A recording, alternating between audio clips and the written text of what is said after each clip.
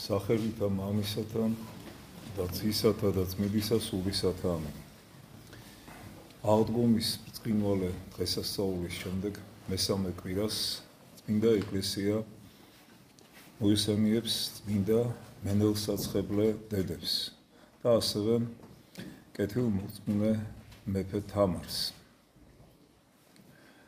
ამ დღესთან დაკავშირებით არქიმანდრიტი რაფაელი ასე საუბრობს. საქართველოს ეკლესია წელიწადში ორჯერ ზეიმობს წმინდა მეფის თამარის ხსენებას. 1 მაისს წველიწადით და აღდგომიდან მესამე კვირას მენელსაცხებლე დედების ხსენების დღეს. უნდა ითქვას, რომ შემდეგი კვლევების გამო კიდევ დაემატა თამარობა საეკლესიო კალენდარს, კერძოდ ცნობილი გახდა მისი გარდაცვალების დღე და ამ დღესაც დამატებით ეკლესია ასევე ზეიმობს ამ დიდი ქართველი წმინდანის ხსენების დღეს. ამ ორ დღეს სიმბოლური მნიშვნელობა აქვს. ეკლესია უმშვენიერეს ბაღს რომ შევადაროთ, თამარ მეფე სადედოფლო ვარდივით დაამშვენებდა მას.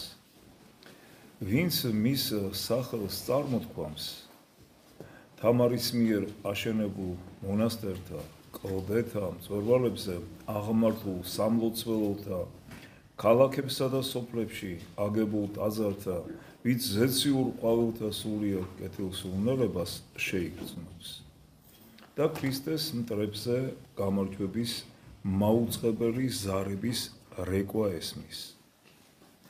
მსოფლიოს ბევრმა ხალხმა თავის სიმღერებსა და თქმულებებში მაისს წელიწადის უმშვენიერესი თვე უწოდა. მის პირველ დღეს საქართველოს ეკლესია უძღვნის დიდ თამარს. იქნებ იმიტომ, რომ მისი მეფობა საუკეთესო დრო იყო საქართველოს ცხოვრებაში. ეკლესია თამარს იხსენიებს აგრეთვე მენელსაცხებლე დედებთან, იმ ადამიანებთან ერთად მოციქულებივით, რომ მიატოვეს ყოველივე ამ ქვეყნიური და ქრისტეს შეუდგნენ. თამარ მეფე ვრცელ სახელმწიფოს მართავდა. სულით კი მენელსაცხებლე დედათა მსგავსად ქრისტესთან იმყოფებოდა. მან თავისი მოწყალება მირონივით სხო საქართველოს ჭრილობებს და ცდილობდა მისთვის ყოველდღიური ტკივილი გაეყუჩებინა.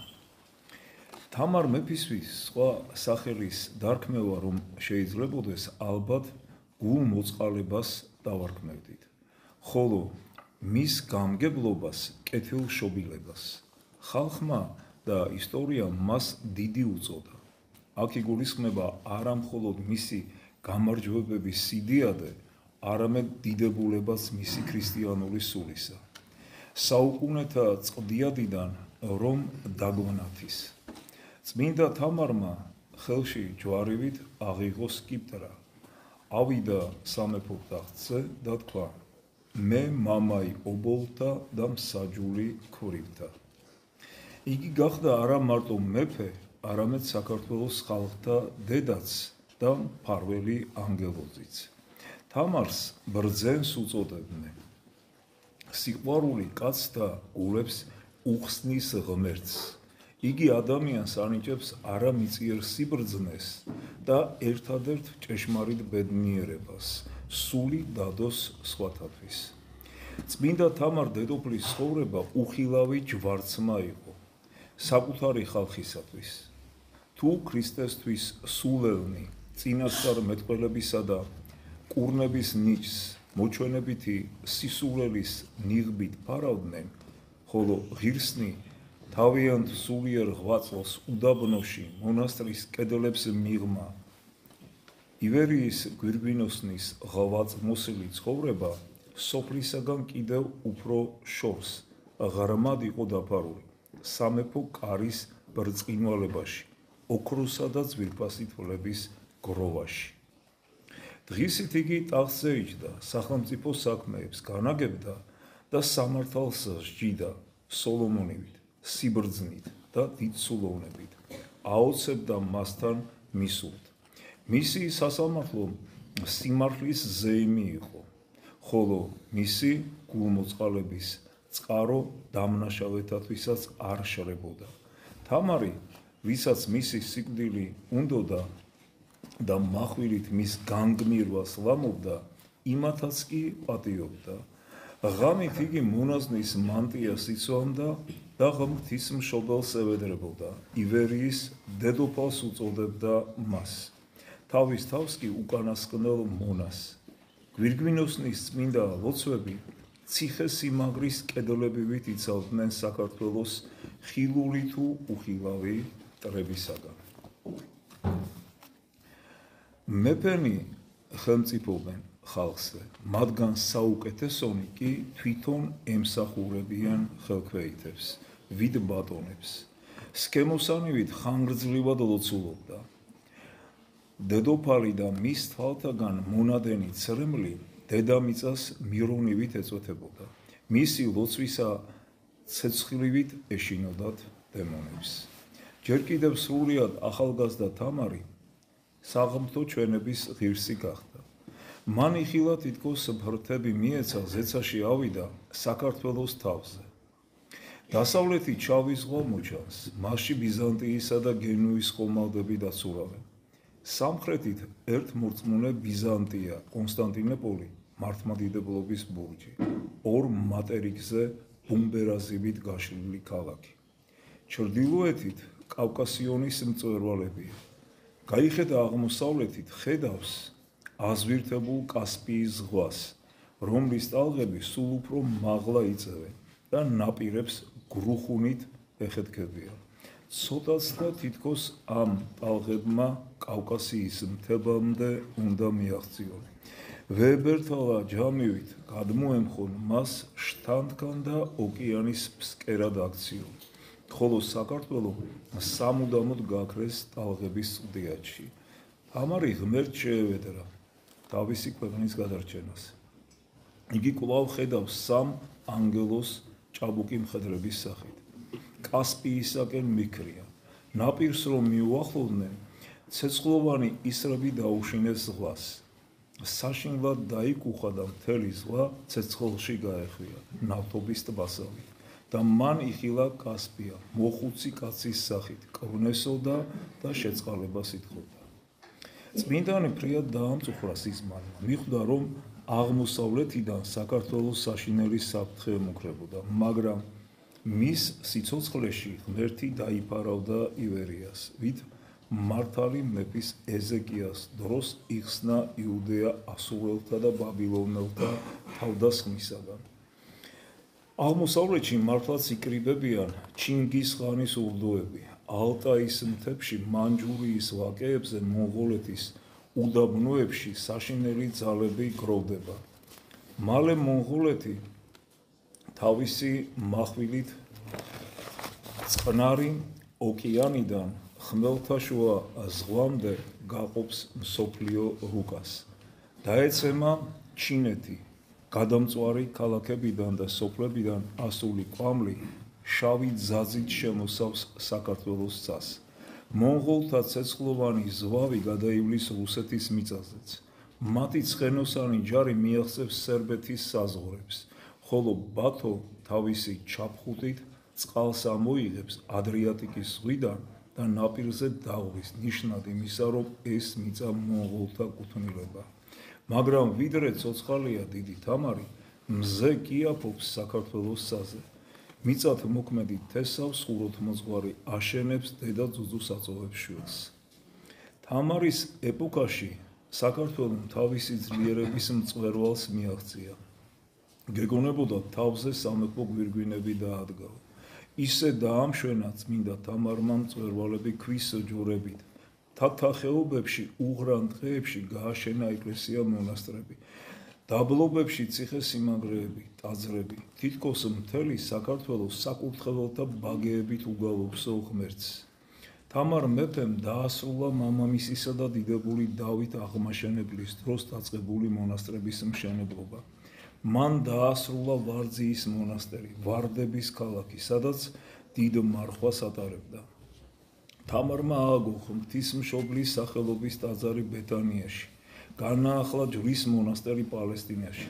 მის ხაზინაში ერთის მხრივ საგანძური შედიოდა მისი უზარმაზარი სამეფოდან და ვასალური ქვეყნებიდან, ხოლო მეორეს მხრივ ოქროს მდინარესავით გაედინებოდა წყალობა ღარიბთათვის შეწირულობა მონასტრების მშენებლობისათვის. იმ ქვეყნების ეკლესიებისათვის, რომლებიც მუსულმანთა ჩაგვრას განიცდიდნენ. იგი ხელს უწვდიდა არაქრისტიანებს და უცხოელებსაც. შიერს არ ეკითხებოდა ვინ ხარო, ხოლო ღატაკს რომელ სარწმუნოებას აღიარებდა.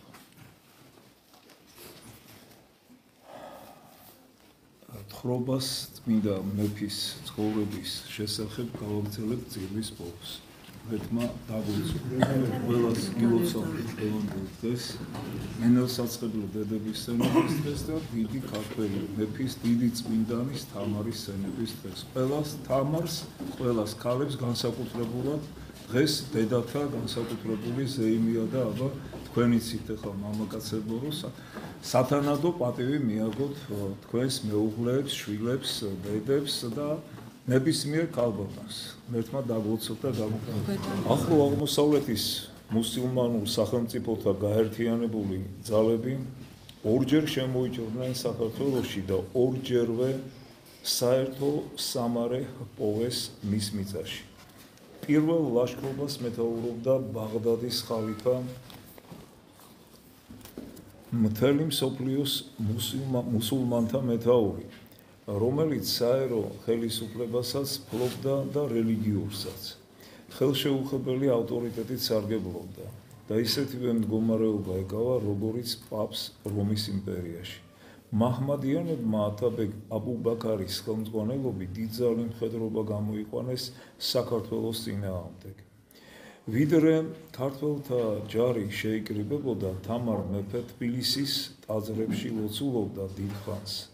საომრად მიმავალ ჯარს წინ თამარი მიუძღოდა ფეხში შველით მაგაშრილი ჯვრით ხელში, ვით წინასწარმეტყველი დებორა ებრაელთა ჯარს.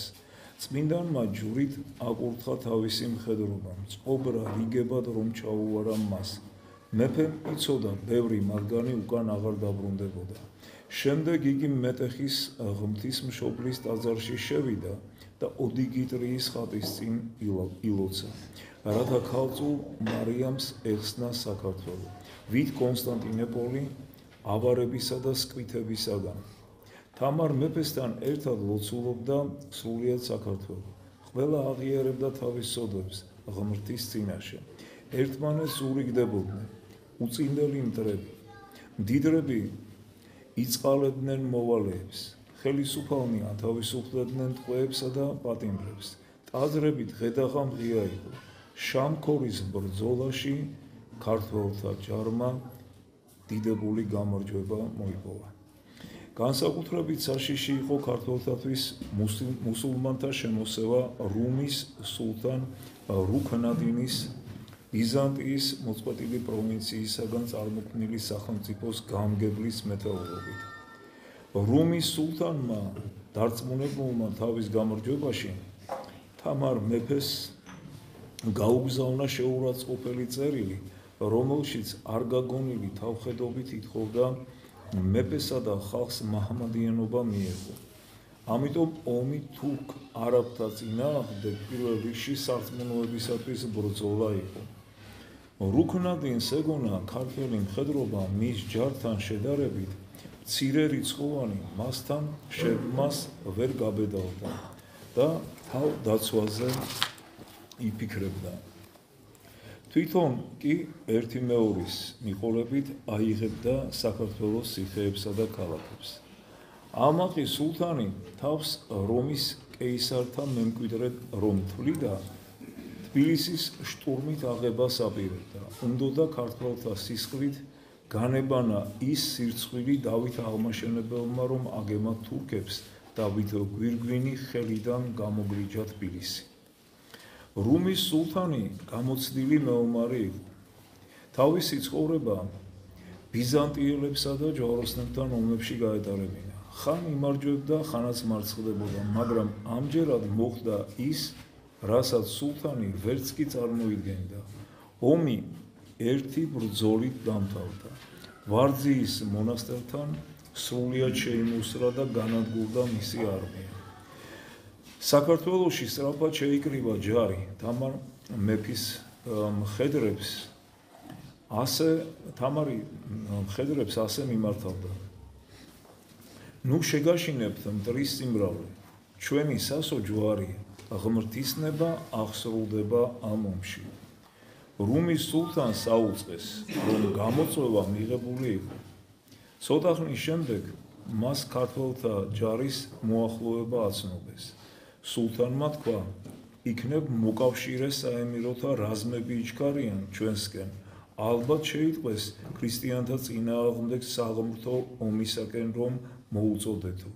სულთანს უპასუხეს, ქრისტიანები მოდიან, მათ დროშებზე ჯვრებია გამოსახულიო. სულთანს ხმა გაუწყდა, ვერ წარმოედგინა, როგორ გაბედავდა არწივი მგლის ხროვაზე თავდასხმას. მან თქვა, მტერი თავისი ფეხით მოდის, რათა ჩემს მახვილზე წამოებოსო. აღარ მომიხდება ქართველთა დევნა მთებსა და ფლატეებში. შეკაზმეთ ჩემთვის ცხენი და საუკეთესო არაბული დაიჭი. სწორედ იმ ცხენმა იხსნა რუქნადინი სიკვდილისა და ტყვეობისაგან.